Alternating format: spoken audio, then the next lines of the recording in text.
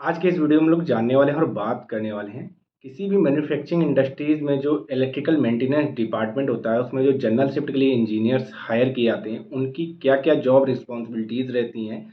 और उनको क्या क्या काम देखने रहते हैं डिपार्टमेंट में, उनको किस जॉब डिस्क्रिप्शन पे उनकी हायरिंग होती है, तो उसके बारे में आज हम जानने वाले हैं। तो सबसे पहले जान लेते हैं जो भी जनरल शिफ्ट में इंजीनियर्स हायर किए जाते हैं और इलेक्ट्रिकल मेंटेनेंस डिपार्टमेंट में किसी भी मैन्युफैक्चरिंग इंडस्ट्रीज में, वो लगभग 4 से लेकर 7 साल के एक्सपीरियंस लेवल के बेस पे उनको हायर किया जाता है। मे बी वो हो सकते हैं डिप्लोमा लेवल के लिए उनकी रिक्वायरमेंट ऑर्गेनाइजेशन की, वो डिप्लोमा लेवल के बंदों को हायर करती है, बी टेक जो भी इलेक्ट्रिकल से या इलेक्ट्रिकल इंस्ट्रूमेंटेशन से या इलेक्ट्रॉनिक कम्युनिकेशन से, इस तरह के किसी भी इंजीनियरिंग ब्रांच से अगर वो लोग इंजीनियरिंग करके रखते हैं तो उन लोगों से इनको हायर करते हैं। अभी जो इनकी जॉब रिस्पॉन्सिबिलिटीज रहती हैं, डिपार्टमेंट में काम रहते हैं, तो उनको क्या होता है, जो भी शिफ्ट में टीम काम कर रहे होते हैं, शिफ्ट में इंजीनियर या टेक्नीशियन काम कर रहे होते हैं किसी भी मैन्युफैक्चरिंग इंडस्ट्री, वो 2 शिफ्ट में चलती है या फिर 3 शिफ्ट में चलती है। तो इनमें जो भी टेक्नीशियन या इंजीनियर काम कर रहे होते हैं तो उनको सपोर्ट प्रोवाइड करना ही इनका काम होता है।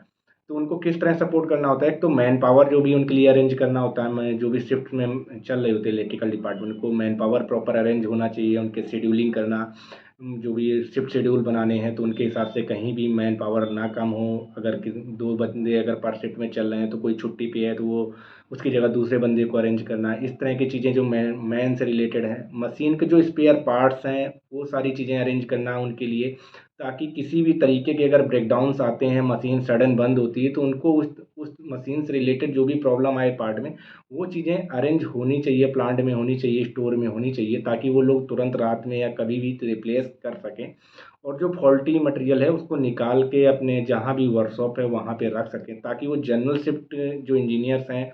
उनकी रिस्पॉन्सिबिलिटी हो जाती है कि उनको जनरल में आके उनको रिपेयर करवाएं। रिपेयर अगर खुद से इन हाउस हो जाता है तो वहीं करवाएं, या फिर थर्ड पार्टी से अगर बाहर कहीं से वेंडर टीम को सेंड करके भेज के रिपेयरिंग के लिए भेज के वहाँ से अगर हो सकता है तो वहाँ से उसको जो भी उनके गेट पास अरेंज करने हैं, रिटर्नेबल नॉन रिटर्नेबल, तो उनके लिए करना है। जो भी उनके लिए पीआर रेज करने हैं, रिक्वेस्ट रेज करने हैं, सर्विस पीआर रेज करने हैं, तो उनके लिए सारे के सारे चीज़ों के लिए ये सारी जिम्मेदारियाँ भी उनकी आ जाती हैं। इसके साथ साथ इन्वेंट्री मैनेजमेंट जो स्टोर का होता है, वहाँ स्पेयर पार्ट्स जो भी है हर डिपार्टमेंट या मशीन से रिलेटेड जो भी अलग अलग प्रोडक्शन डिपार्टमेंट है उनके यहाँ जो जो मशीनें लगी हुई हैं उनसे रिलेटेड जो भी इलेक्ट्रिकल से रिलेटेड मशीन है उनके स्पेयर पार्ट को अरेंज करके रखना। अगर नहीं है तो उनके पीआर जो भी हैं रेज करना है मटेरियल के लिए, और वो जो भी परचेज टीम है उससे कंटिन्यूअस फॉलोअप करना है, उनको जो भी टेक्निकल स्पेसिफिकेशन चाहिए उनको देना है। इसके अलावा जो भी सर्विसेज रिलेटेड है, मशीन में बहुत सारे ऐसे होते हैं मशीन जहाँ जिनकी सर्विसेज ड्यू होती हैं, तो उनके सर्विस पीआरएच करके उस सर्विस वेंडर टीम को बुला के उनके जो भी प्रिवेंटिव मेंटेनेंस करवाना होता है वो सारे के सारे उनके मेंटेनेंस करवाना टाइमली बेस पे, ताकि वो मशीन कभी भी प्रॉब्लम में ना आ जाए अगर उसकी सर्विस नहीं हो पाई है। तो वो सारी की सारी जिम्मेदारियां भी होती हैं। इसके अलावा आ जाती है हमारी जो भी अगर कहीं भी मशीन में सडन ब्रेकडाउन्स ऐसे कुछ आते हैं जहाँ पे भी जो शिफ्ट की टीम काम नहीं कर पाती, नहीं हैंडल कर पाते हैं, वो चाहे टेक्नीशियन हो या इंजीनियर हो, तो वहाँ जो जनरल शिफ्ट में इंजीनियर हो उनको सपोर्ट प्रोवाइड करना होता है, as a layered support provide करना है। तो जो भी फॉल्ट्स हैं उनको तुरंत का तुरंत जल्दी से जितनी जल्दी से जल्दी हो सकता है उनसे फॉल्ट को करेक्ट करवाना होता है, डायग्नोस कराना होता है। जो भी प्रॉब्लम्स आई हैं उन प्रॉब्लम को जितनी जल्दी से जल्दी हो सकता है मशीन में उनको दूर करना होता है, और मशीन को जितनी जल्दी से जल्दी हो सकता है वो प्रोडक्शन डिपार्टमेंट को हैंड ओवर करना होता है, ताकि उनकी प्रोडक्शन प्लानिंग में जिस टाइम प्लानिंग में किया हुआ है वो सारी चीज़ें अफेक्ट ना हो। वो सारी की सारी चीज़ें भी जो होता है जनरल शिफ्ट के जो इंजीनियर्स आते हैं उनको देखना रहता है। इसके साथ साथ जो भी प्रिवेंटिव मेंटेनेंस की प्लानिंग रहती है हमारी,